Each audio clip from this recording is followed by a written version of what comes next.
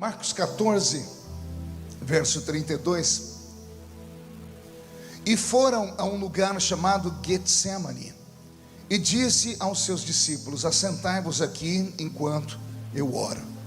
E tomou consigo a Pedro, Tiago e João, e começou a ter pavor e a angustiar-se, e disse-lhes: a minha alma está profundamente triste até a morte, ficai aqui e vigiai. E tendo ido um pouco mais adiante, prostrou-se em terra e orou para que, se fosse possível, lhe passasse aquele momento. E disse: Abba, Pai, todas as coisas são possíveis, afasta de mim este cálice, todavia não seja como eu quero, e sim o que tu queres. E chegando, encontrou-os dormindo, e então disse a Pedro: Simão, tu dormes? Não podes vigiar uma hora? Vigiai e orai, para que não entreis em tentação. O espírito, na verdade, está pronto, mas a carne é fraca. Amém, igreja? Amém. Feche a Bíblia, coloque no banco, na cadeira, e pegue na mão da pessoa mais perfumada do seu lado. Bonito foi difícil, perfumado deve ter alguém ainda, né? Nesse friozinho, o suor não desce.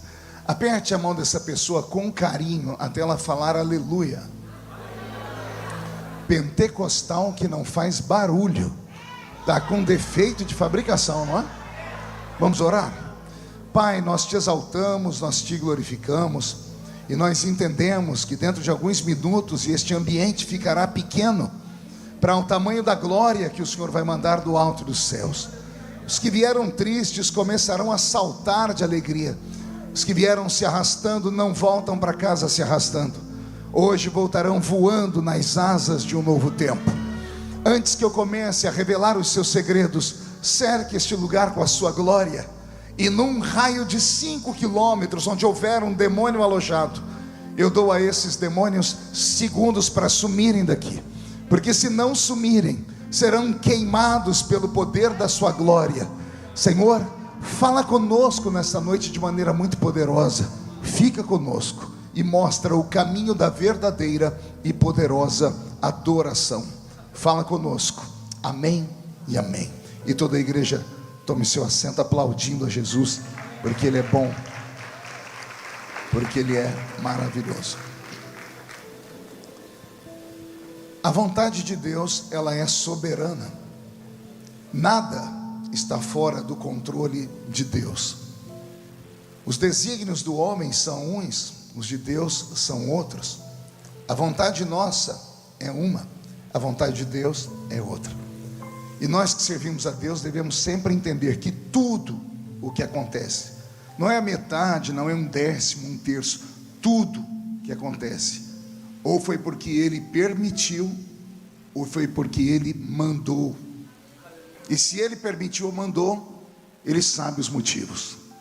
Então eu gostaria muito que você adorasse a Deus com liberdade nessa noite, tá bom? Não fique triste, não fique abatido. Eu sei que os irmãos esperavam que esse lugar estivesse cheio, parece que trocou o endereço, não avisaram. Não importa o motivo, quem tinha que vir está aqui. O problema vai ser quando o culto terminar, você postar na internet, aí todo mundo começa a falar: não creio, sério, foi em outro lugar, o homem veio, eu ia, mas a minha sogra ficou com dor de dente, o meu cachorrinho ficou cego. Aí você vai dizer: fique tranquilo, querido, o culto não era para você, a reunião era extremamente especial, era um culto VIP, só para quem Deus queria que estivesse aqui. Posso ouvir um grito daquele tamanho? Só vocês sabem, não? Uma vez eu todo empolgado, né? A primeira vez que eu fui pregar lá no Oriente, saí daqui, jejuei umas 5 semanas sem parar. Eu indo pregar no Japão. Cheguei em Nagoya, primeiro culto, 5 pessoas no culto. Glória, porque não era a senhora. Acabou o café do pregador. Mas não é que num culto com 5 pessoas Jesus curou, batizou com o Espírito Santo, libertou e ainda salvou uma preciosa alma lá no Japão. Então eu aprendi nesses anos a não ficar preocupado com a quantidade, porque avivamento não é quantidade, avivamento é qualidade. Se avivamento fosse quantidade, Jesus não tinha chamado 12, tinha chamado 12.000, mas ele resolveu escolher somente 12. Por quê? Porque avivamento é qualidade. Amém? Posso ouvir mais um glória a Deus? Roberto, mude a música para mim, filho. O texto que eu li é um dos textos mais tristes da Bíblia Sagrada. Ele vai narrar para nós as derradeiras 12 horas do Filho de Deus aqui na terra, os últimos momentos de Jesus como ser humano encarnado. Horas mais tarde deste episódio, Jesus vai estar morto, a igreja vai estar profundamente magoada, o inferno fazendo uma festa violenta, até que 3 dias depois o céu desaba sobre a terra, porque a tumba ficou vazia e Jesus ressuscitou. Mas esses últimos momentos de Jesus são momentos marcantes, e eles trazem tantos ensinamentos que a igreja moderna já não quer mais aprender. Eu não sei aqui em Santos, mas por onde eu tenho ido está difícil. Se você não levar uma mensagem de autoajuda, se não falar para o povo que ele vai receber carro, casa, casamento, beleza, que a pessoa vai emagrecer na oração, você não consegue mais agenda. As pessoas querem que você vá lá e motive elas a ficarem de pé. Alguns pastores, inclusive, não aceitam mais o título de pastor, agora são coachings. E coaching é aquele que leva uma palavra de autoajuda, e esses coaches estão explodindo em riqueza, em seguidores. Tem uns aí com 60 milhões, também você liga o aparelho, só tem coisa bonita. A pessoa olha para você e diz assim: não importa o que você fez no verão passado, Jesus te ama do mesmo jeito. Tem uns que dizem assim: venha como está e pode ficar como veio. Aí o velho pregador, profeta, vai dizer: depois eu quero ver como é que vai ficar. Mas ninguém quer que você mexa nas feridas. As pessoas querem apenas autoajuda. E eu costumo dizer às pessoas que vêm me ouvir pregar: se você quer autoajuda, não venha num culto onde eu prego, porque eu não quero pregar autoajuda, eu quero pregar uma ajuda que vem do alto. E a ajuda que vem do alto, ela tem um preço. Cristianismo sem cruz não é cristianismo, é passeio. Todos chamam Jesus de Salvador. Quero ver quem é que pode chamá-lo de Senhor. Entendeu aí a diferença ou não? Olha as semânticas do velho pregador. Todo mundo quer Jesus Salvador. Mas quando Jesus fala assim: tá, além de ser seu Salvador, eu sou o seu Senhor, você tem que me obedecer. Tem que obedecer a minha palavra, tem que andar no meu caminho, tem que abrir mão de certas coisas, tem que renunciar, tem que se santificar. Aí esse Jesus começa a ficar chato. Então a pregação que eu faço nessa noite é na contramão de tudo. O que eu quero mostrar para você é o real significado do cristianismo. É por que nós devemos estar aqui todos os dias, servir a Jesus e aguardar a sua iminente volta. E eu tenho certeza que Ele está voltando. E se Ele voltar esta noite aqui em Santos, só 2 crentes subir, um está aqui, cadê o outro? Deixa eu ver. Então dá um grito mais forte do que esse aí. Só faz uma pergunta para o irmão do seu lado: trouxe lenço? Não? Então prepare a manga da camisa, a ponta da gravata, a aba do vestido, porque nós vamos receber um batismo de quebrantamento aqui nessa noite. Roberto, me ajude aí, tá, filho? Hoje preciso de você mais inspirado que todos os dias. Jesus está saindo de uma reunião que nós chamamos de última ceia. Nesta última ceia, Jesus está sentado com aqueles que Ele chamou de apóstolos. Ele teve centenas de discípulos, mas apóstolos somente 12. Lucas capítulo 19, nós vamos ver capítulo 10 de Lucas, verso 19, vamos ver Jesus mandar uma comitiva de 70 discípulos. Então ele teve centenas de discípulos, mas apóstolos foram só 12. E esses 12 ele selecionou para andar com ele, ver coisas que só ele podiam ver, ouvir coisas que só ele podiam ouvir. Eles tiveram experiências com o céu e com a terra. Se um dia chegar no céu, chame Pedro, Tiago e João e pergunte para eles: como é que foi lá no Monte da Transfiguração? Ou pergunte a eles: como é que foi quando o Senhor Jesus entrou na casa de Jairo e chamou só vocês 3 para ver a ressurreição da filha dele? Vocês vão ver eles contarem coisas fantásticas. Então Jesus, no meio de centenas, selecionou 12. E agora ele vai participar do último jantar com esses 12. É uma ceia. A ceia era um jantar. Não era um ato religioso, mas para o judeu toda reunião é uma reunião de comunhão. E a mesa não é só uma mesa, é um altar. E no altar a gente só coloca aquilo que é íntimo nosso. Jesus estava com 12. Não foi a primeira ceia dele, foi a última. Houveram outras ceias, centenas de ceias. 3 anos e meio juntos. Tomaram café junto, almoçaram junto, tomaram café da tarde junto, jantaram junto, dormiram no mesmo lugar. Era comum, mas nessa ceia tinha algo diferente. Eles olharam para Jesus e viram que Jesus estava com um olhar perdido. Eles viram Jesus diferente. Eu imagino Jesus sempre alegre, sorridente, sempre tendo uma palavra, dando um ensinamento. E Jesus está sorumbático, silencioso. Percebem que há um constrangimento. E de repente Jesus pega o pão e vai partir o pão. E quando ele vai partir o pão, ele libera uma palavra que assusta todo mundo. Ele diz: um entre vós vai me trair. E aí começam a perguntar um a um: serei eu, Senhor?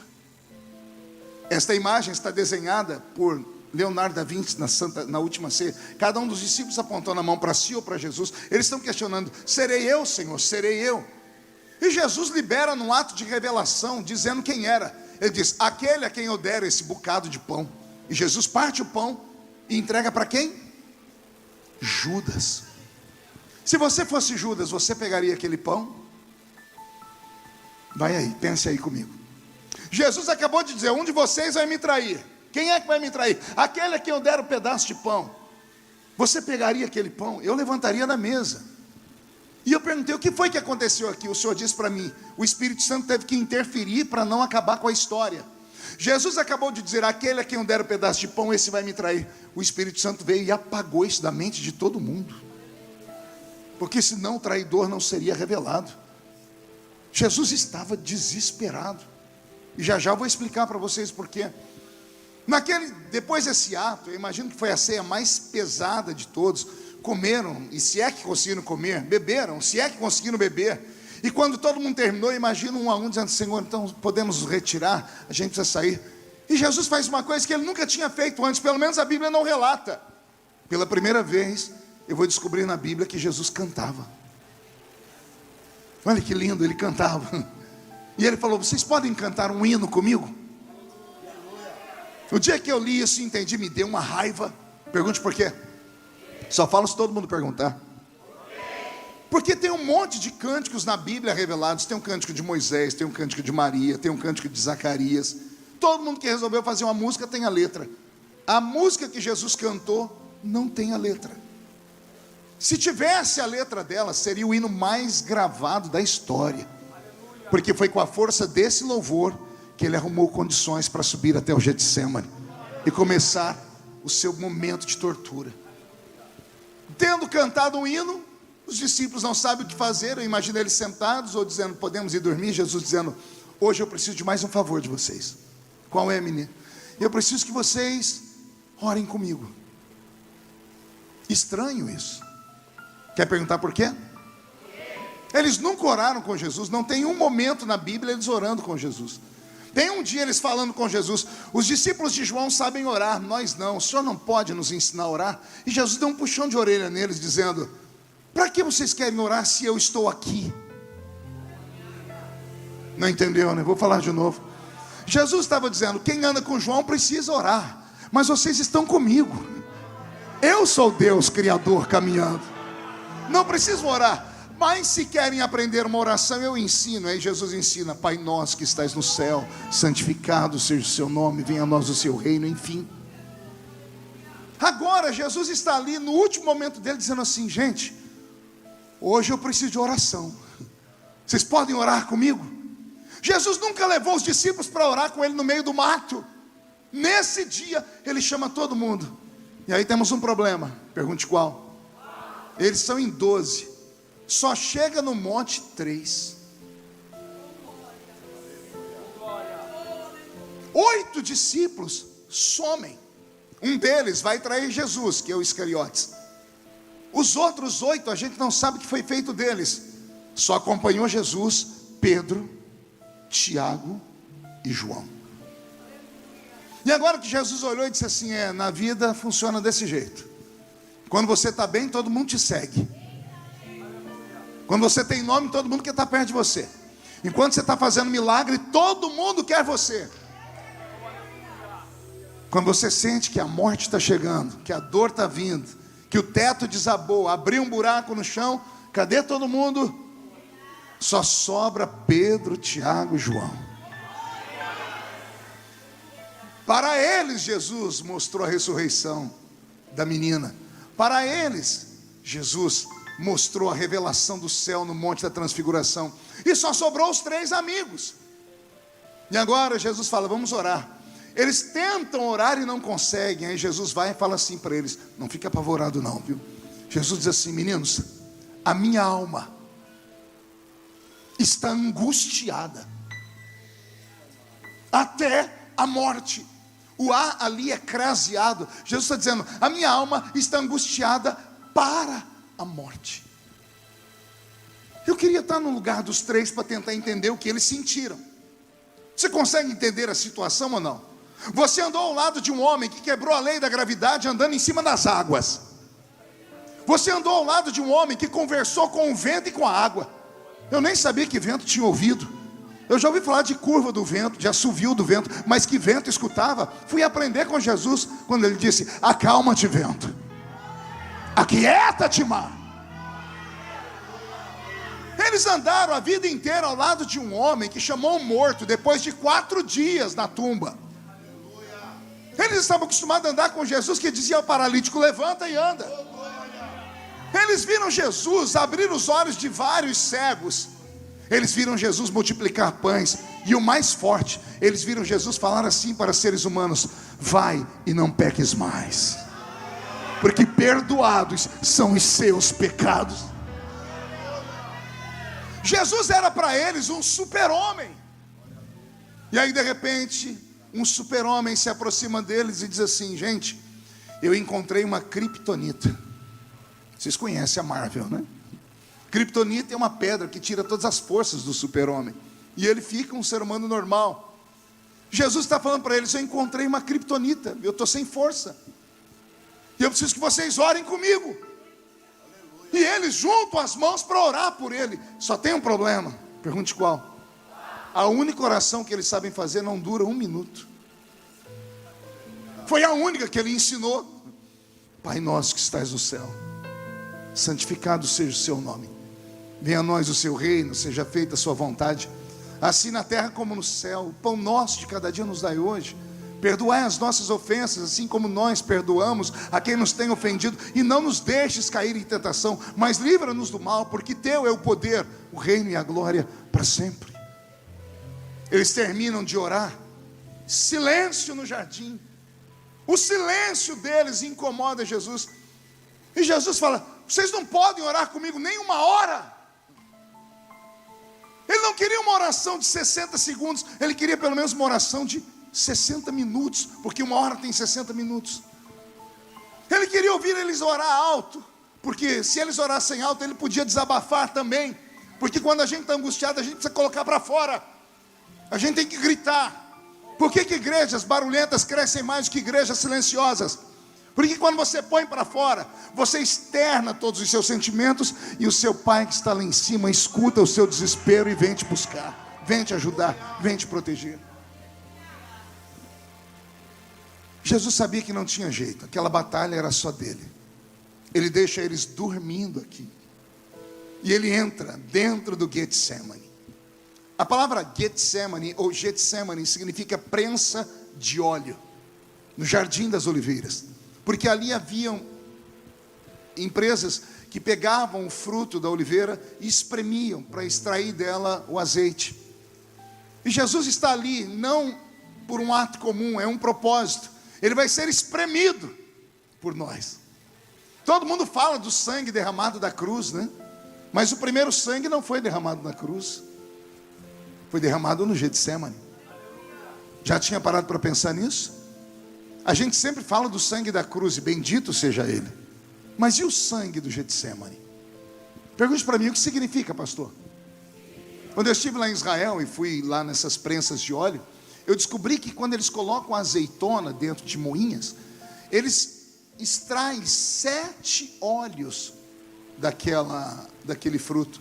O primeiro óleo é o óleo extra virgem. Ele é usado no altar. A primeira vez que a azeitona é espremida, o primeiro óleo que sai dela, ele é tão sacro, tão puro e santo, que ele é entregue em oferenda no altar. O segundo óleo, ele é usado para cura, o terceiro óleo para comida, e vai assim, cada um tem uma, na medida que vai se espremendo, vai misturando o caroço, vai ficando mais impuro, vai servindo para outras coisas. Mas o primeiro óleo é uma oferenda a Deus. O primeiro sangue que Jesus derramou foi ali. Era a forma dele dizer: isso aqui é uma oferenda minha, Senhor, primeiro a ti, depois para a salvação de toda a humanidade. Era um presente. E lá dentro ele começa uma oração maluca. A oração de Jesus é tão frenética que o corpo dele não aguenta e ele transpira gotas de sangue. Procure na internet, se você for uma pessoa curiosa, se isso é possível. Pessoas suarem gotas de sangue. É possível, mas é extremamente raro. Para que isso aconteça, 3 processos têm que ser vencidos. Pergunte quais? Primeiro, o coração, que é esse motor que pulsa o sangue dentro do nosso corpo, quando ele é atingido por uma emoção muito forte, um desespero, uma angústia, uma situação que vai tirar do lugar, ele acelera, é natural. Ao acelerar, ele pulsa muito sangue. Ao bombear sangue com muita pressão, as veias vão inchando automaticamente, por isso que a pessoa fica vermelha quando está com raiva. E aí, o coração pode explodir. Um infarto. O que é um infarto? Nada mais do que isso. Muito sangue pressionando, veia entupida, não aguenta, pum, explode. Jesus poderia ter morrido ali de infarto. Teria sido muito melhor para ele, porque era uma morte rápida. Mas ele sabia que não podia morrer daquele jeito. O sacrifício tinha que ser perfeito. Então ele vence a primeira etapa, a angústia que passa pelo coração. O coração continua jogando sangue pelo corpo. E aí, o sangue, como não fez com que o coração explodisse, ele sobe para a cabeça. E as diminutas veias que nós temos na cabeça, elas podem inchar. E se incharem muito, podem explodir em uma aneurisma. E uma aneurisma vai fazer da pessoa ter um derrame. Alguns têm um derrame fatal. Jesus poderia ter tido um derrame, mas ele estava proibido de morrer desse jeito. Quando vem essa etapa do coração e a etapa da mente, o corpo todo reage, ele incha, a pessoa pode ter uma convulsão, mas Jesus estava proibido de morrer de convulsão. Então as veias racham e trincam, e pelas veias o sangue vaza, e o sangue procura um lugar para sair. Ele encontra as glândulas sudoríparas e saem pela testa, pelas mãos, pelas pernas. Jesus estava tão desesperado que tudo isso aconteceu com ele. Agora a pergunta que fica é: por que ele se desesperou tanto? Pergunte a mim, por quê, pastor? Porque ele era homem e era Deus ao mesmo tempo. O lado humano extremamente doente, angustiado, porque não sabe o futuro. O lado divino conhece o futuro inteiro. O que para nós era o melhor de Jesus, que eram as curas, os sinais, para ele foi o pior. Porque o lado divino fez ele ver o que vinha mais à frente. E antes da hora ele viu a cruz. Antes da hora ele viu os pregos. Antes da hora ele viu aquela coroa de espinho. Antes da hora ele sentiu todo o temor, o terror que ele ia passar. Deus aguenta, mas o corpo humano dele não aguentou.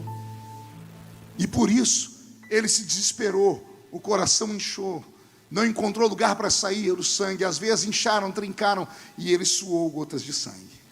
E quando ele passou a mão na testa, ele viu sangue, ele deu um grito: se for possível, passa de mim este cálice. Aleluia. Sabe, eu amo pregar sobre isso. É claro que eu sou pentecostal e gosto de falar de milagres. É claro que eu amo falar de Jesus pisando em cima das águas, trazendo morto à ressurreição. Mas quando eu vejo Jesus aqui no Getsêmani, eu disse: ali ele é igual a mim. Ali ele é igual a gente, que tem medo, que tem problemas, que pede às vezes para Deus: me livra, me alivia, me tira desse lugar. Jesus se desesperou. Naquele momento ali, toda a nossa história de salvação estava arriscada, porque Deus e o diabo se reuniram naquele lugar meia hora antes e entraram num acordo. Os anjos não ajudam ele e os seus demônios não atormentam ele. A decisão é só dele. Deus não ajudou o filho ali. O diabo não pôde atormentar. Era uma escolha única. Quando Jesus viu o sangue, ele se desesperou e gritou: Pai, se for possível, passa de mim este cálice. E houve silêncio mortal.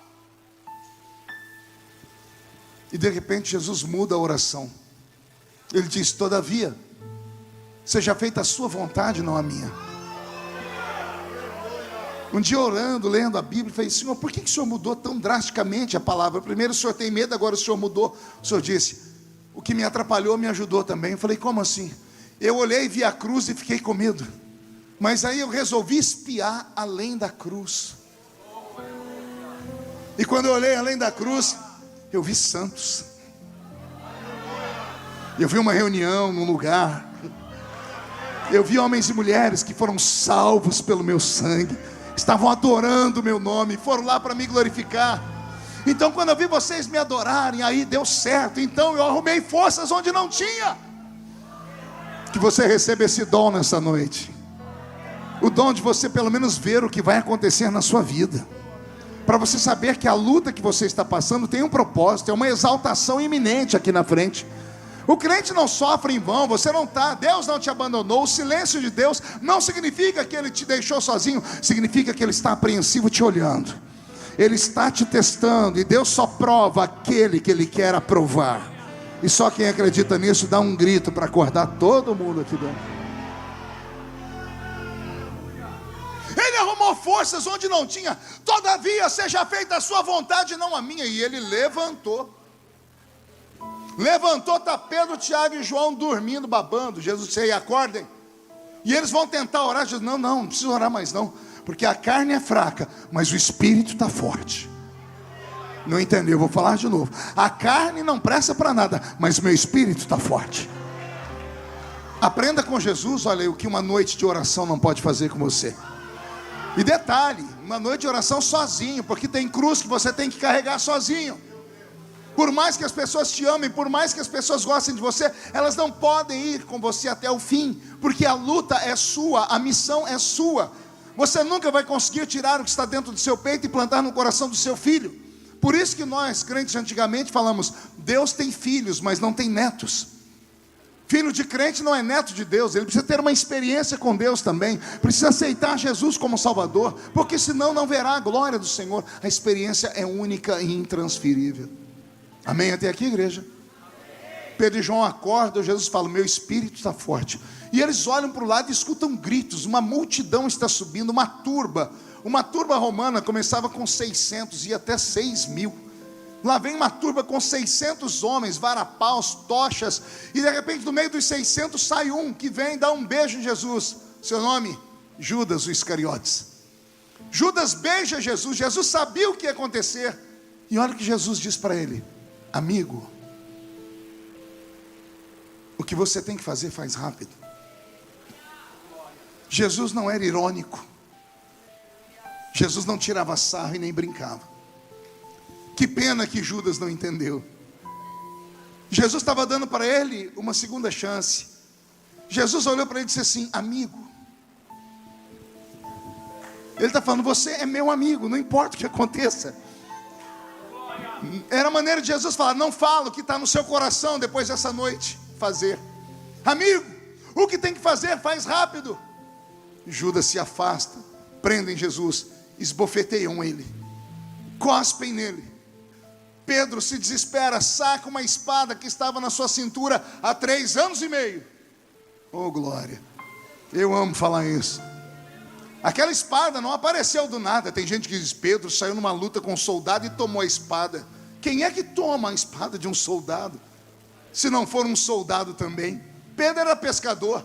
Aquela espada acompanhava ele desde que ele era sócio de João, pescando para se livrar dos piratas que vinham roubar a embarcação. Jesus sabia que Pedro tinha aquela espada. E detalhe, né? Jesus nunca falou: Pedro, joga essa espada fora. Porque se Jesus pedisse, ele jogaria, sim ou não? Só que Jesus sabia uma coisa que às vezes a gente não sabe: do que adianta a pessoa tirar a espada da cintura, se ela não tira a espada do coração? Quando eu era jovenzinho na igreja, a primeira coisa que falaram: você não pode mais assistir televisão. Sou dessa época ainda, velho, né? E eu passava de costa para a televisão. Mas aí a tentação vinha, eu ia na casa da minha mãe e não aguentava, ficava olhando para a televisão, né? Aí um dia minha mãe falou: por que você não compra uma para você? Eu falei assim: é porque é pecado. Eu falei: é pecado na sua casa, na minha não é? Aí eu entendi que eu tinha tirado a televisão da minha casa, mas nunca tinha tirado ela daqui. Quantos crentes a gente quer que seja crente mais do que a gente quer fazer a pessoa ser um crente de igreja, cheio de religião. Fala para a pessoa: não faz mais isso, não pinta mais assim, não corta o cabelo, não põe. A gente quer mudar a pessoa, quer tirar a espada da cintura, mas a espada ainda está no coração. E a pessoa vir para um ambiente como esse, revoltada, porque queria ser uma coisa que não pode ser. Isso não é liberdade em Cristo. O cristianismo não é uma prisão. E tudo que você fizer por Deus, faça por Ele, não pelos homens. Está escrito: importa agradar a Deus e não aos homens. E o que eu faço, pastor? Se o teu coração te condena, faça. Se não te condena, toque o barco. Jesus nunca falou: Pedro, arranca essa espada da cintura. Naquela noite, Jesus é preso. Pedro vai seguir Jesus de longe. Jesus é colocado em um julgamento injusto, porque nenhum julgamento por um juiz pode ser feito na calada da noite, sozinho, sem testemunhas. Jesus é julgado por Anás, por Caifás, que depois envia para Anás de novo, uma família de sacerdotes, sogro e genro, e não consegue encontrar nada de errado nele. E como não conseguem acusá-lo de nada, eles mandam para um homem chamado Pôncio Pilatos, que era governador daquela província, um cônsul. Pilatos recebe a documentação: estão acusando esse homem aí, Pilatos, de ser um rebelde. Ele quer destronar os Césares romanos, ele diz que ele é o rei de Israel. Pilatos é um homem estudado, é um homem culto, e ele vai dialogar com Jesus, que é a cultura encarnada. Onde vai dar essa história? Pilatos, um homem estudado, vai falar com o verbo encarnado. No meio da conversa, vira uma conversa filosófica, a ponto de um deles falar assim: o que é a verdade? Porque a verdade, ela não é absoluta, ela não é concreta. O que é verdade para você não é verdade para mim. Por isso que lá no STF nós temos 11 ministros, de vez em quando, numa votação extremamente apertada, empata. Como pode homens que estudaram, mulheres que estudaram, chegar à conclusão de que um fala que é certo, o outro fala que é errado? É porque o direito não é uma matéria absoluta, né? A verdade não é absoluta. Depois desse diálogo todo, Pilatos chega à seguinte conclusão: não há nesse homem nenhum crime para eu matá-lo, mas eu não posso me revoltar contra os judeus, porque eles dão sustentação ao meu governo. Então eu vou acalmá-los, eu vou mandar espancar esse homem. E quando ele for bem espancado, os judeus vão se dar por satisfeitos. E Jesus entra numa série de torturas que quase nenhum de nós aqui aguentaria. Ele toma uma quarentena de açoites, menos um. Quem fala isso para nós é Paulo. Paulo diz: assim como o meu Salvador, tomei uma quarentena de açoites, menos um. 39 chibatadas. Quantas eu disse? Pergunte para o seu irmão: por que 39? Interessante esses números na Bíblia, né? Uma quarentena menos um, 39. Por que 39? Porque nenhum ser humano suportaria tomar mais de 40 chibatadas. Porque o chicote usado pelos romanos contra os judeus não era um chicote de uma tira só, era um chicote de 7 tiras. Era chamado de azorrague. Alguns tinham 7 tiras, outros tinham 12 tiras. O de 12 foi feito para espancar judeus por causa das 12 tribos deles. E colocavam na ponta de cada uma das tiras um osso quebrado ou uma limalha de ferro. Cada vez que o golpe batia na carne da pessoa, fincava. E quando puxava, arrancava pedaços da pessoa. E o soldado que está espancando o carrasco, ele não consegue ir contando e batendo, porque ele entra num frenesi sem tamanho, e alguém do lado ia contando: 1, 2, 10, 39. Vinha 2 soldados e agarrava e tirava o soldado para longe, porque ele não tinha controle, porque se a pessoa tomasse mais do que isso, ela morria. Você é bom de matemática? Multiplique 40 vezes 7, 280 cortes. Multiplique 7 por 12, e você vai ver quantos cortes Jesus teve no corpo dele. Nenhum ser humano suportaria aquilo. Havia uma história, uma rixa entre os judeus, entre os romanos, que eles amavam bater em judeu, porque judeu não se curva. Desde que Deus levou Israel para o cativeiro babilônico, Israel nunca mais se curvou diante de ninguém, principalmente diante de outros deuses. Então os judeus ficavam em pé, eles aguentavam o tranco. Por isso criaram esse chicote para tirar. Cada vez que a pessoa tomava uma chibatada, valia por 7 ou valia por 12. Eles esperavam a 7ª chibatada. Os soldados faziam festa, porque na 7ª ou na 10ª chibatada, a pessoa já estava ou com 70 cortes ou com 112 cortes no corpo. E o corpo não aguentava ficar em pé e a pessoa esmorecia. E ao esmorecer, ela tombava. A 11ª chibatada era mais agonizante, porque como o soldado batia no mesmo lugar, até aparecer os ossos da pessoa. Na 11ª chibatada, a pessoa desceu, mas o chicote vai no mesmo rumo. E ele não pegava nas costas, ele pegava no pescoço, na orelha, no rosto, nos olhos. E o grito era iminente. E aí o soldado ficava parecendo uma besta fera endemoniada e batia e espancava. Jesus sofreu uma carnificina naquela noite. E sabe o que mais me dói? É que em momento algum ele abriu a boca dele. A Bíblia diz, como ovelha muda, ele subiu ao matadouro. E um dia eu falei, por que o senhor ficou tão em silêncio? Ele falou, para que vocês pudessem fazer muito barulho para mim no culto.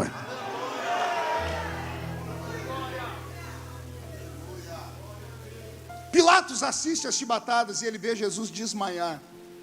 Jesus perdeu naquela noite de 2 a 3 litros de sangue.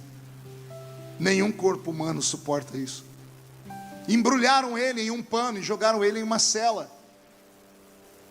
Pilatos vai para sua casa, tenta jantar, não consegue. A comida não desce. A mulher dele, Cláudia a Prócora, deve ter ido fazer uma massagem no ombro do marido e perguntando para ele, você não come, você não dorme? Ele diz, não consigo. Por que, meu filho? Eu mandei espancar um judeu, um galileu. O nome dele é Yeshua. Queriam que eu matasse ele, mas eu não encontrei nada nele de ruim. A mulher fala assim para ele, eu não me meto em assuntos de governo, mas eu não posso deixar de te falar, essa noite eu fui visitado por Deus. E Deus falou para mim, não se meta no assunto desse homem, porque ele é justo. Pilatos vai para o quarto, vai para o escritório, pega os livros de leis, e ele encontra na lei dos judeus, na festa da Páscoa, uma maneira de perdoar Jesus.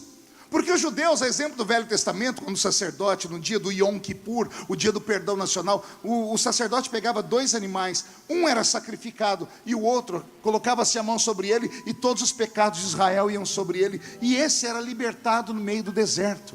Um era morto e o outro era liberto. Havia isso na cultura dos judeus, principalmente na Páscoa. Pilatos descobriu isso e ele conseguiu ficar em paz. Ele disse, já sei o que eu faço. Amanhã eu vou pegar o pior bandido que tem na cadeia, que é Barrabás, e vou pegar esse Jesus, que já multiplicou pães, que já curou, que já fez um monte de coisa. E é claro que a multidão vai dizer, nós queremos que você solte Jesus. Só que, quando ele fez isso, ele não fez isso sozinho, ele precisava de assessoria jurídica. Ele contou para alguém que era amigo do sacerdote, e os sacerdotes souberam naquela mesma noite a história, e pegaram as moedas de Judas, que se matou e jogou as moedas no chão, e pegaram a mesma moeda e saíram comprando votos. Saíram comprando pessoas, para as pessoas amanhecerem na porta da casa de Pilatos. Quando ele fizer a proposta, vocês gritam, não, queremos que crucifique Jesus e solte Barrabás. Quando Pilatos chegou todo feliz, não sabendo essa história, ele falou, a lei de vocês diz que eu posso soltar um bandido, perdoar um e matar o outro. Estão aqui esses dois, um é Barrabás, o outro é Yeshua. Quem vocês querem que eu solte? Quem vocês querem que eu mate? E o povo gritou, soltem Barrabás. Pilatos não acreditou no que ele ouviu. Ele mandou trazer uma bacia de água para lavar as mãos, para dizer assim, ó, não é culpa minha, é o povo que quer. Quando ele disse isso para o povo, sabe o que eles gritaram? Caia sobre nós e sobre os nossos filhos o sangue desse homem.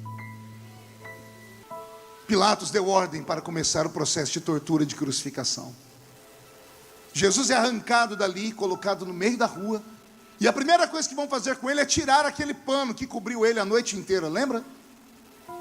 Você já tentou tirar um esparadrapo de uma ferida que não está curada? Dói? Imagine tirar 400 esparadrapos de uma vez, 700 de uma vez. Porque foi isso que fizeram. Naquela noite, o pano que cobriram Jesus colou nas feridas. E agora eles vão tirar o pano. E quando eles tiram o pano, o corpo de Jesus retesa em dor. E todas as feridas são abertas de novo. Colocam na cabeça dele uma coroa de espinhos, espinhos feitos de madeira de acácia, 15 centímetros de tamanho. Espinhos capazes de furar qualquer madeira, como a própria madeira de acácia, que é uma madeira leve.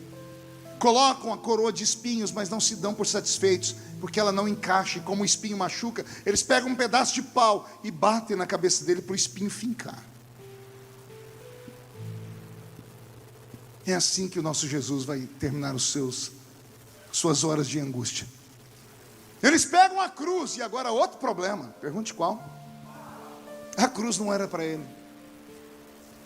A cruz era para o tal do Barrabás. Barrabás vinha da terra de Caríades, terra de homens arrões, homens com mais de 1,85 m, 1,90 m. É a terra de Caríades. De lá vem Judas, o Iscariotes. A cruz era lavrada 5 dias antes da tortura. Aquela cruz era para Barrabás, um homem grande. Quando eles deitam a haste principal no patíbulo, que é a parte onde se colocam os braços, e forma-se a cruz, quando eles vão deitar Jesus ali, não dá certo.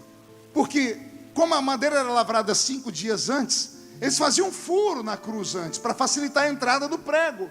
A primeira mão de Jesus deu certo. A segunda não alcançava, porque o braço de Barrabás era maior.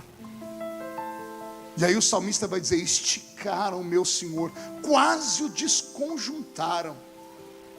Por isso que nas imagens que nós vemos, ou nos filmes mais sérios, além do prego, a mão está amarrada, porque ele ficou esticado.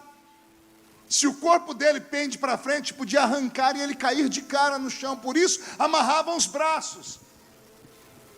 Uma cruz na primeira, um prego na primeira mão, outro na segunda. E os pés? Os pés levavam 2 pregos, um em um pé e o outro por cima dos outros 2. Ninguém era crucificado ereto. Era crucificado em 45 graus, assim. Colocava uma haste para os pés ficar assim, porque é extremamente dolorido ficar assim. Quem faz academia sabe o que eu estou dizendo. Tenta ficar assim. É desse jeito que vão crucificar o meu Senhor. E agora vem a parte mais dura. Uma cruz que devia pesar uns 200 quilos, mas Jesus com uns 80 quilos. 280 quilos, um homem sozinho não dá conta de colocar em pé. 4 soldados, 5. Tem um buraco no centro do Gólgota, e eles soltam a cruz dentro de um buraco de uma vez. Quando a cruz bate no chão, o corpo de Jesus vem para frente, a mão dele rasga, ele não cai porque ele está amarrado. E quando ele vem para frente, os omoplatas apertam o pulmão. Se Jesus ficasse naquela posição 15 minutos, ele teria morrido com asfixia, falta de ar. Eu li isso num livro de um médico que falou sobre a crucificação. 15 minutos. Mas ele resolveu protelar por 3 horas o sofrimento. E eu falei: por que o senhor não ficou assim? 15 minutos, tinha acabado tudo. E sabe o que ele falou para mim? Meu pai não aceita sacrifício de sangue sufocado. O sangue tem que ser derramado. Se Jesus fica sem ar, ele tinha ficado igual um porco quando tem um infarto. Não dá para comer a carne porque o sangue coagula. O sangue tinha que ser derramado. Sem derramamento de sangue não há perdão de pecados. Então Jesus arruma força aqui, ó, no prego, e ele arrasta o corpo dele para trás. Quantas vezes ele fez isso em 3 horas? Ninguém sabe. A cruz lavrada não era lixada, não era madeira quadrada como esses caibros modernos. Era tudo feito no facão, ferpas e farpas. Quando ele coloca as costas dele pela primeira vez, as ferpas e farpas entram nas feridas. Ele está começando a ter delírios. O sangue dele está contaminado. Quando a ferrugem entra dentro do sangue, o tétano começa a percorrer o corpo dele. Ele começa a sentir mais angústia do que antes. 3 horas batidas. Não bastasse a dor física, coloca um bandido aqui do lado da direita dele e um da esquerda. O da direita fica endemoniado e grita: você não é o Cristo? Desce da cruz e tira a gente daqui, mostra o seu poder. Meu pensamento é que essa foi a maior dor que Jesus sentiu na cruz, porque ele veio morrer por aquele miserável, e aquele miserável está falando que ele não é Deus. Mas nessa hora eu acho que o acordo no céu e no inferno foi quebrado. O diabo entrou no coração do da esquerda, o Espírito Santo entrou no coração do da direita. O bandido da direita esticou o pescoço, olhou para lá, porque Jesus está no meio e diz: ô infeliz, nós estamos aqui porque a gente merece. Esse homem não. E esse homem esticou o pescoço para falar com o outro. Ele olhou em cima da cruz. Em cima da cruz tinha um presente que Pilatos tinha dado para Jesus, escrito em 3 idiomas: Rei dos Judeus. O bandido da direita olha para Jesus e diz assim: o rei, lembra-te de mim quando entrares no seu reino. Oh glória, aleluia.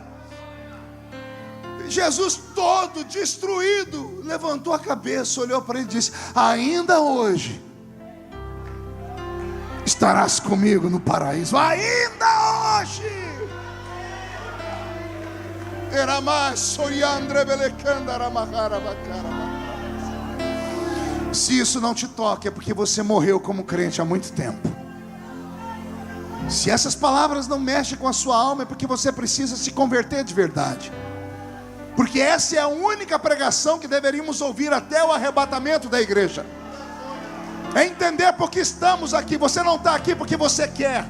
Você não está aqui porque o seu pastor te chamou. Você está aqui porque ele morreu na cruz do Calvário.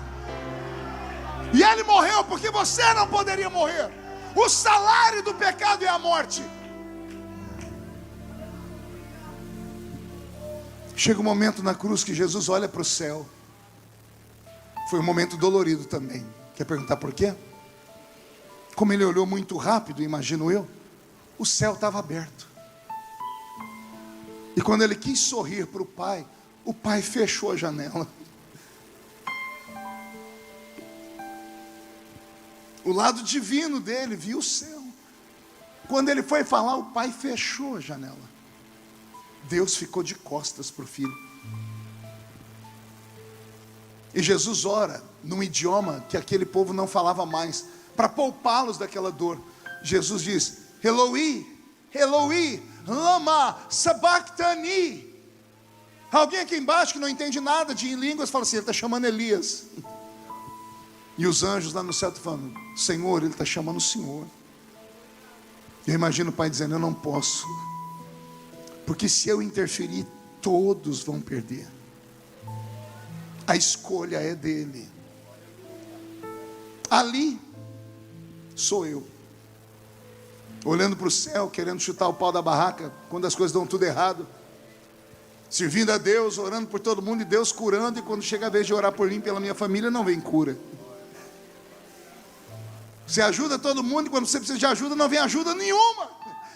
E aí você ora para Deus: por que me abandonou, Deus? Ali somos nós.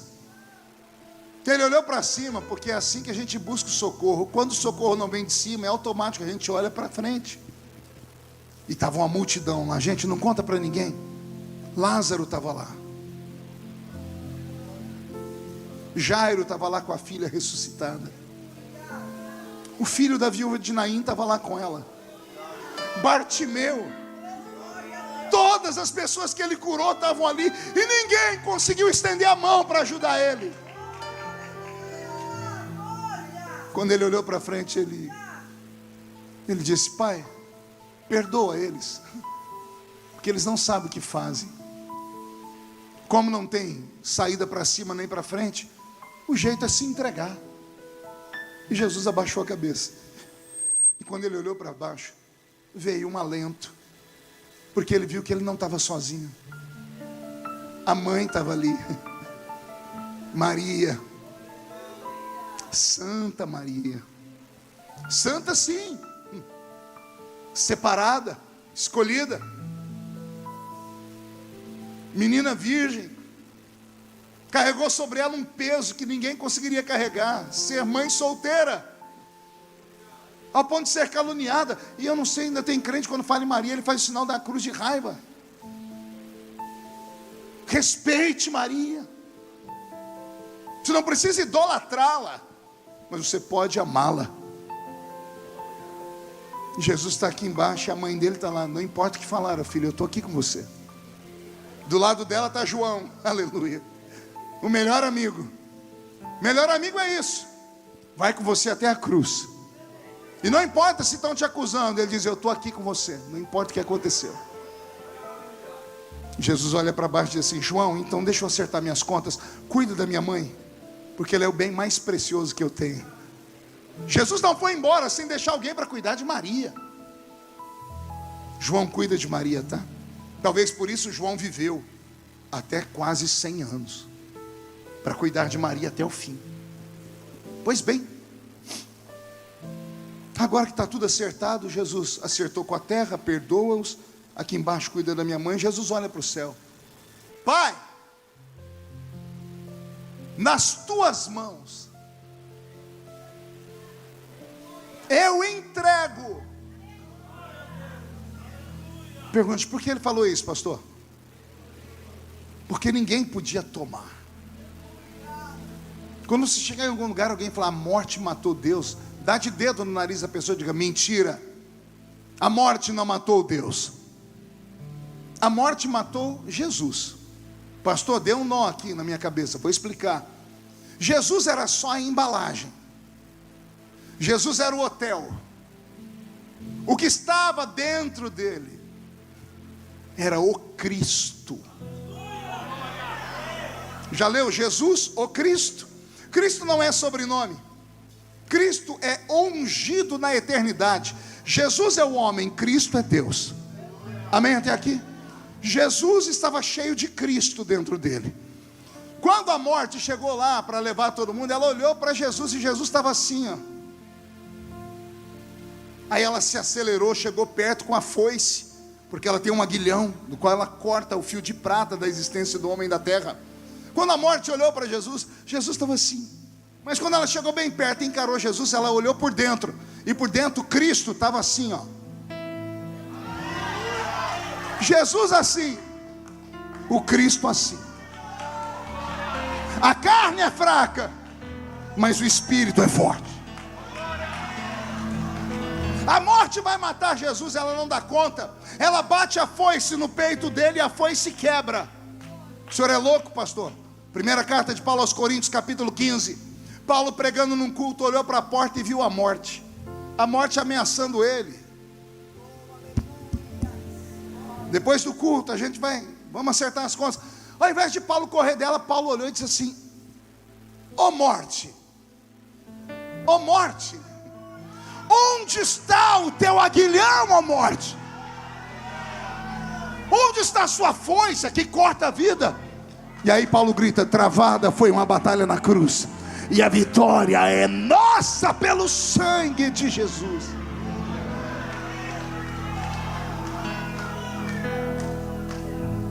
Aí Jesus, Pai, nas tuas mãos eu entrego. Está ouvindo morte, ninguém toma, eu me entrego. Te contar um segredo, se Jesus não tivesse feito isso, ele estaria pendurado na cruz até hoje. Ele não podia morrer, porque o salário do pecado é a morte. Mas qual é o dom gratuito de Deus? Quem peca tem que morrer, e quem não peca tem que viver. Jesus pecou? Perguntar de novo, Jesus pecou? Então a morte não podia levar ele. Ele estava proibido de morrer, porque é uma lei estabelecida. Então, como a morte não pode levar ele, ele diz, Pai, se o salário do pecado é a morte, todos pecaram, tem que morrer, e o dom gratuito do Senhor é a vida eterna, quem não peca tem que viver, eu tenho que viver e eles têm que morrer, não é? Sim, meu filho, então eu quero trocar de lugar com eles.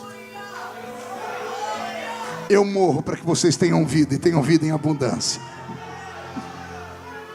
Nas tuas mãos eu entrego o meu espírito. E a Bíblia diz, e tendo dito isto, ele expirou. Expirar é soprar. Quando ele fez isso, Jesus tombou. O que saiu dele foi o Cristo. E eu imagino o Cristo falando: Jesus, fica tranquilo, daqui 3 dias eu volto para te buscar. Oh, glória. Não entendeu nada, né, crente? Não lê a Bíblia, é isso que dá. O Cristo saiu de dentro de Yeshua. O corpo de Jesus é levado para dentro de uma tumba, e o espírito dele foi às profundezas. A Bíblia diz que ele trouxe consigo um cativeiro. Ele foi anunciar o evangelho aos mortos. Ele foi pregar para toda aquela safra de homens e mulheres que morreram antes dele. Como assim, pastor? Sim, porque senão o processo de salvação não seria perfeito. Quer dizer que só tem salvação daqui para frente e os demais que se lasquem? Não. A Bíblia diz: e Jesus, tendo morrido, desceu às partes mais baixas e trouxe consigo um cativeiro. Quer ver alguns desses? Mateus 25, 26. A Bíblia diz que, tendo Jesus ressuscitado, as tumbas se abriram, e os corpos de vários santos foram vistos andando por Jerusalém. Acreditaram nele, foram vistos e desapareceram. Vieram e falaram assim: aceitamos ele, e saíram dali para o paraíso. Lá no paraíso está Jesus, e tem um outro do lado dele que vai ajudar a cortar a fita vermelha. Nome dele? Ninguém sabe. Bandido da cruz. Ex-bandido, agora salvo, porque ainda hoje estarás comigo no paraíso. Amém até aqui, igreja? E lá no sepulcro, Maria, com todas as que estavam com ela, chorando, 5 mulheres esbaforidas, querendo ungir o corpo de Jesus, domingo de manhã. Chegam lá, a pedra está arrolada para um canto. Tem 2 homens de branco ali, que se aproximam delas e dizem: por que procurais entre os mortos aquele que vive? Ele não está aqui, ele já ressuscitou. E ele está aqui nessa noite em Santos. E pelas suas marcas, as suas cicatrizes, todos nós fomos salvos e sarados. Essa é a mensagem que eu deixo para o coração de vocês hoje. Quando saírem por aquela porta, não fiquem reclamando do que vocês não têm. Agradeçam pelo que vocês têm. Pode não ser muito, mas é muito mais do que muita gente já teve. E detalhe, tem gente aqui que, se sacudir de cabeça para baixo, não cai uma moedinha de 10 centavos do bolso. Mas se conseguíssemos abrir o peito delas, íamos encontrar um trono. E dentro do trono está Jesus dizendo: essa casa é minha, porque o meu sangue comprou, lavou e purificou. Alguém aqui foi liberto por esse sangue? Fica de pé comigo então, em nome de Jesus. A nossa fé não é uma fé que se inicia nesse mundo e termina aqui. O cristianismo, ele reflete para a eternidade. E lá na eternidade, um dia, nós vamos ser uma família de novo. Vamos ver os nossos entes queridos. Vamos ver os irmãos que nos ensinaram a fé. Vamos encontrar os heróis da fé que nós só conhecemos em livros. E vamos ver a face adorada de Jesus. E vamos ouvir ele dizer: vinde, benditos de meu Pai, tomai por herança o reino que está preparado para todos vocês desde a fundação do mundo. Alguém ainda acredita nessas promessas? E mesmo assim você vai insistir em ficar me olhando com essa cara feia, parecendo que foi batizado num pote de vinagre? Mesmo sabendo que o seu nome está escrito no livro da vida, vai mesmo ficar me olhando com esse olho seco, parecendo olho de sapo que morreu no dia de enchente? Sabendo que a salvação é sua, vai ficar com essa boca travada, essa boca de aço, essa língua de ferro, esse queixo de concreto? Só quem acredita que a vitória é nossa, não dá um grito agora, não, dá um berro de glória a Deus aqui nesse lugar. Amém. Murche a barriga e estufe o peito, e olhe nos olhos de quem está do seu lado. Se o olho da criatura não estiver vermelho, enfia o dedo no olho dela. Diga para ela: você entendeu? Jesus é tudo que temos. Tudo que temos. Tudo que temos. Tudo que temos. Tudo que temos. Tudo que temos. Tudo que temos.